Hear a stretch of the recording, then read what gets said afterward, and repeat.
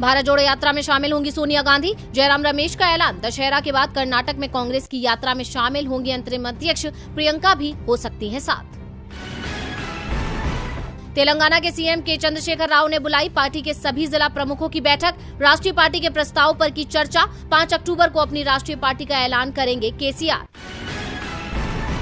Media के सर्वे पर अरविंद केजरीवाल ने उठाए सवाल, कहा मेरे पास आईबी की सूचना, गुजरात में आपको मिल रहा है बहुमत, मीडिया सर्वे में आपका खाता खोलना भी लग रहा है मुश्किल। मुलायम सिंह यादव की तबीयत बिगड़ी, गुरुग्राम के मेदांता अस्पताल के आईसीयू में किया गया भर्ती। अखिलेश यादव भी दिल्ली पहुंचे।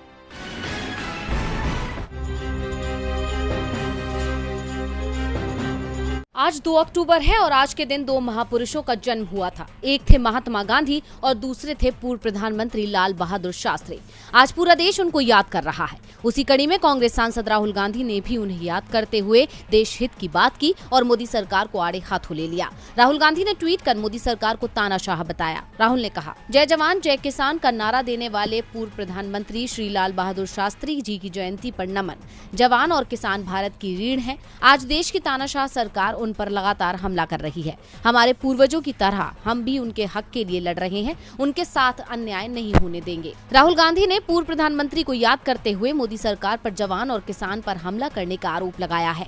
इस ट्वीट के जरिए राहुल गांधी का इशारा अग्निपथ योजना और किसानों की दुर्दशा की तरफ है। वहीं इसके अलावा राहुल ने महात्मा गांधी को भी याद किया। बापू ने हमें सत्य और अहिंसा के पथ पर चलना सिखाया, प्रेम, करुणा, सद्भाव और मानवता का अर्थ समझाया। आज गांधी जयंती पर हम प्रण लेते हैं, जिस तरह उन्होंने देश को अन्याय के खिलाफ एकजुट किया था, वैसे ही अब हम भी अपना भारत जोड़ेंगे। गांधी जयंती पर राहुल गांधी ने प्रण लेते हुए एक बार फिर कांग्रेस की भारत जोड़ो यात्रा का जिक्र किया, क्योंकि इस समय कांग्रेस गांधी के मार्ग पर चलकर ही देश में काम कर रही है। अब देखना होगा कि राहुल गांधी की ये मेहनत क्या रंग लाती है। कांग्रेस अध्यक्ष के लिए नामांकन भरे जा चुके हैं। नामांकन के आखिरी दिन 3 लोगों ने नामांकन भरा था, लेकिन बाद में एक उम्मीदवार का नामांकन रद्द हो गया, जिसके बाद अब मुकाबला मल्लिकार्जुन खड़गे और शशि थरूर के बीच हो गया है। लेकिन दावा किया जा रहा है कि जीत खड़गे की ही हो सकती है, क्योंकि खड़गे पहली पसंद बने हुए हैं। इसका नमूना देखने को मिला जब कांग्रेस के 3 बड़े प्रवक्ताओं ने इस्तीफा दे दिया।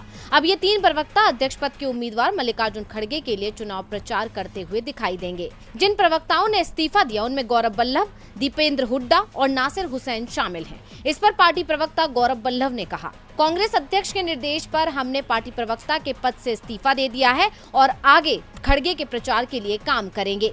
बता दें कि पिछले दिनों जयराम रमेश ने पार्टी प्रवक्ताओं को निर्देश दिए थे कि कोई भी प्रवक्ता किसी उम्मीदवार का प्रचार नहीं करेगा, जिसके बाद ये फैसला लिया गया है। वहीं इसके अलावा आज खड़गे ने नामांकन भरने के बाद पहली बार मीडिया से बात की। उस दौरान उन्होंने कहा कि कांग्रेस के नेताओं और सदस्यों ने पार्टी अध्यक्ष पद चुनाव की रेस में शामिल होने का अनुरोध किया। इसके साथ ही उन्होंने कहा कि किसी का विरोध करने के लिए नहीं, कांग्रेस को मजबूत करने के लिए उम्मीदवार बना हूं। वहीं बीजेपी पर निशाना साधते हुए उन्होंने कहा कि महंगाई बढ़ती जा रही है, अमीर और अमीर बनता जा रहा है और गरीब बनता जा रहा है। बीजेपी ने एक भी वादा नहीं निभाया।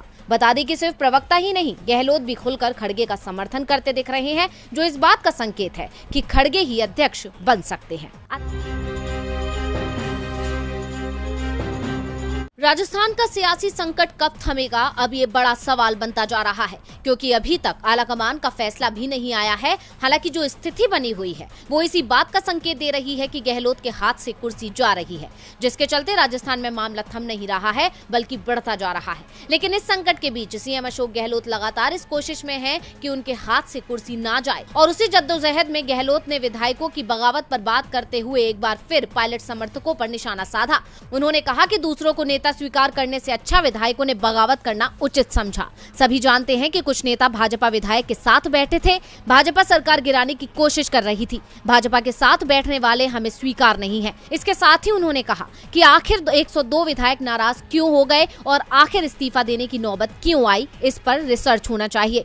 पार्टी पर्यवेक्षक आलाकमान का प्रतिनिधि होता है, पर्यवेक्षकों की बैठक का बहिष्कार कर दिया, ये नौबत क्यों आई, इस पर हमें विचार करना होगा। इस हलचल के बीच भी गहलोत लगातार दावा कर रहे हैं कि उनकी सरकार 5 साल पूरे करेगी और इस बार का बजट खास होगा।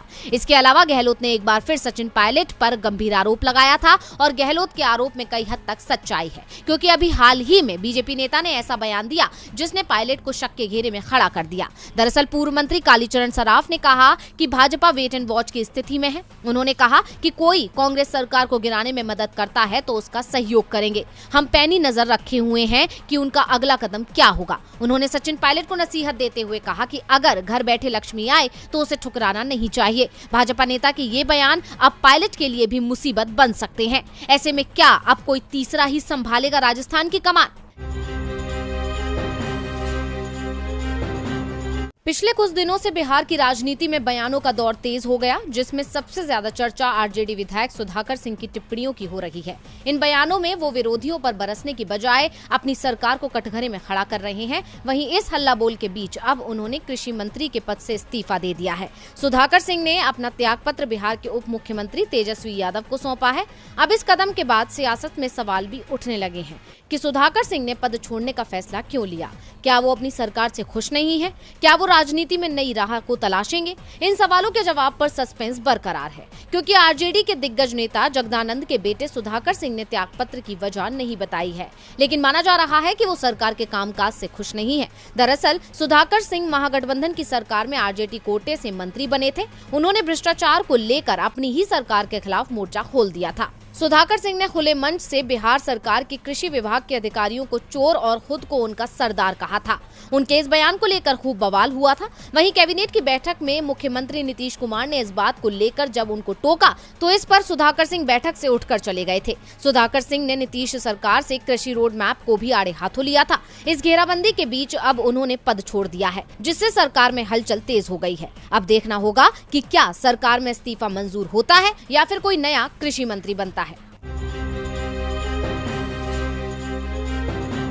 कांग्रेस की भारत जोड़ो यात्रा कर्नाटक पहुंची। वैसे ही ईडी की एंट्री भी राज्य में हो गई। कर्नाटक कांग्रेस के अध्यक्ष डीके शिव कुमार को ईडी का नोटिस एक बार फिर मिल चुका है। कांग्रेस नेता इसे लेकर लगातार दावा करते रहे हैं कि वो ईडी के सामने पेश होने के लिए तैयार हैं, लेकिन समन का समय और मुझे जो प्रताड़ित किया गया है वो मेरे संवैधानिक और राजनीतिक कर्तव्यों के निर्वहन में आड़े आ रहा है। मुझे थोड़ा वक्त चाहिए, क्योंकि इस समय कर्नाटक में भारत जोड़ो यात्रा चल रही है। यात्रा कर्नाटक से निकल जाए उसके बाद वो ईडी के सामने पेश होने को तैयार हैं। लेकिन ईडी ने डीके शिव कुमार की मांग को खारिज कर दिया है और उन्हें 7 अक्टूबर को पेश होने के लिए एक और समन भेज दिया है।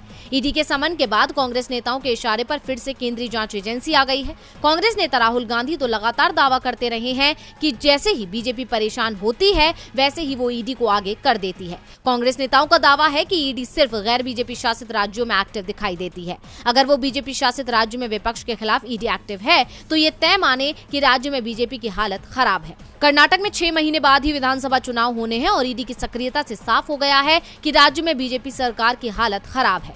चुनावों के बाद राज्य में कांग्रेस की सरकार आने वाली है, इसलिए ईडी की एंट्री हो गई है। वैसे कर्नाटक में ईडी की एंट्री तो हो चुकी है। अब देखना है कि डीके शिव कुमार ईडी के समन को अनदेखा करते हैं या फिर भारत जोड़ो यात्रा को छोड़कर ईडी कार्यालय में हाजिरी लगाते हैं। सत्ता को हथियाने के लिए बीजेपी किस हद तक जा सकती है, इस सच से हर कोई वाकिफ है। भले ही महाराष्ट्र में उसने शिंदे गुट के साथ सांठगांठ कर सरकार बना ली हो, लेकिन अब उसके मन में अकेले दम पर सत्ता पर राज करने की महत्वाकांक्षा है, जिसे पूरा करने के लिए उसकी नजर एकनाथ शिंदे गुट के बागी विधायकों पर है। पार्टी विधायकों की सीट पर कब्जे का प्लान बना रही है। वहीं दूसरी तरफ एकनाथ शिंदे और उनके समर्थक प्रताप सरनाइक के बीच अनबन की भी खबरें हैं। इस हलचल के बीच महाराष्ट्र एनसीपी के प्रदेश प्रवक्ता तापसे ने अहम बयान दिया है। उन्होंने कहा कि एकनाथ शिंदे गुट के बागी विधायकों की सीटों पर अब बीजेपी की नजर है। तपासे के मुताबिक कल्याण वेस्ट, ओडा माजीवाड़ा और अंबरनाथ के विधानसभा क्षेत्र को बीजेपी हथियाना चाहती है। इसलिए कुछ दिनों पहले बीजेपी नेता अनुराग ठाकुर का एक दौरा यहां आयोजित किया गया था। अपने दौरे के दौरान अनुराग ठाकुर कल्याण वेस्ट और अंबरनाथ गए। तपासे यही नहीं रुके। उन्होंने कहा कि मुख्यमंत्री एकनाथ शिंदे और उनके समर्थक प्रताप सरनाईक के बीच अनबन की भी खबरें हैं। महेश तापसे के दावों पर अगर यकीन करें तो सीएम एकनाथ शिंदे और प्रताप सरनाईक के बीच सब कुछ ठीक नहीं चल रहा है। इस बात की भी संभावना है कि ईडी का नोटिस उन्हें दोबारा आ सकता है। दरअसल टॉप सिक्योरिटी घोटाला मामले में विधायक प्रताप सरनाईक को कुछ दिनों पहले बड़ी राहत मिली थी। मुंबई पुलिस ने घोटाला मामले में अदालत के समक्ष क्लोजर रिपोर्ट पेश की थी, जिसमें सरनाईक को क्लीन चिट दी गई थी। फिलहाल इस मामले पर सबकी निगाहें प्रवर्तन निदेशालय पर टिकी हुई हैं। अब देखना होगा कि ईडी क्या एक्शन लेती है। सत्यपाल मलिक को 30 सितंबर 2017 को बिहार का राज्यपाल बनाया गया था। इसके बाद उन्हें पहले जम्मू कश्मीर, फिर गोवा और बाद में मेघालय का कार्यभार सौंपा गया। सत्यपाल मलिक की गिनती एक राज्यपाल में होती थी जो अपनी बात को पूरी बेबाकी के साथ रखते थे। जम्मू कश्मीर से जब विशेष राज्य का दर्जा वापस लिया गया और राज्य का विभाजन कर उसे केंद्र शासित प्रदेश बनाया गया तो उस समय सत्यपाल मलिक ही वहां के राज्यपाल थे, जिस कारण वो जम्मू कश्मीर राज्य के अंतिम राज्यपाल भी बन गए। लेकिन फिर मोदी सरकार से मलिक के मतभेद शुरू हो गए। वो 2 साल से केंद्र की नीतियों को निशाने पर लिए हुए थे। खासतौर पर किसानों से जुड़ी हुई नीतियों को लेकर सत्यपाल मलिक और केंद्र सरकार के बीच मतभेद सार्वजनिक हो चुके थे। सत्यपाल मलिक ने तो यहाँ तक दावा कर दिया था कि इस्तीफा उनकी जेब में रखा हुआ है। अगर सरकार ज्यादा दबाव बनाएगी तो वो इस्तीफा निकाल कर पकड़ा देंगे। मोदी सरकार के कृषि कानून के खिलाफ किसानों के आंदोलन का भी मलिक ने समर्थन किया था। उन्होंने पहले ही दावा कर दिया था कि मोदी सरकार को कृषि कानून वापस लेने होंगे और सत्यपाल मलिक की बात सच भी साबित हुई। मलिक ने ये कहकर भी हलचल मचा दी थी कि जब वो जम्मू कश्मीर के राज्यपाल थे तो उनके पास 2 फाइलें आई थी। उन्हें भारी रिश्वत की पेशकश हुई थी, लेकिन उन्होंने इसे मंजूर नहीं किया और पीएम मोदी को पूरी जानकारी दे दी। इस मामले में सीबीआई ने केस दर्ज कर लिया था, लेकिन मलिक के गवर्नर होने के कारण उनके बयान नहीं लिए गए थे। अब सीबीआई इस मामले में मलिक से पूछताछ कर सकती है। अब मलिक का कार्यकाल 3 अक्टूबर को समाप्त हो रहा है और पहले से ही इस बात की उम्मीद थी कि सरकार उन्हें एक्सटेंशन नहीं दे रही। इसका संकेत भी मोदी सरकार ने दे दिया और मलिक के रिटायरमेंट से पहले ही अरुणाचल प्रदेश के राज्यपाल बीडी मिश्रा को मेघालय के राज्यपाल का अतिरिक्त प्रभार सौंप दिया गया। साफ है, मोदी सरकार के खिलाफ मोर्चा खोलने की कीमत सत्यपाल मलिक को रिटायरमेंट के रूप में चुकानी पड़ रही है। लेकिन सत्यपाल मलिक ने भी साफ कर दिया है कि वो सिर्फ राज्यपाल पद से रिटायर हुए हैं। राज्यपाल पद उनकी बेड़ियां था जो अब उतर गई हैं और वो खुलकर अपनी बात रख सकते हैं। अब वो किसानों के हक में प्रदर्शन की तैयारी में है।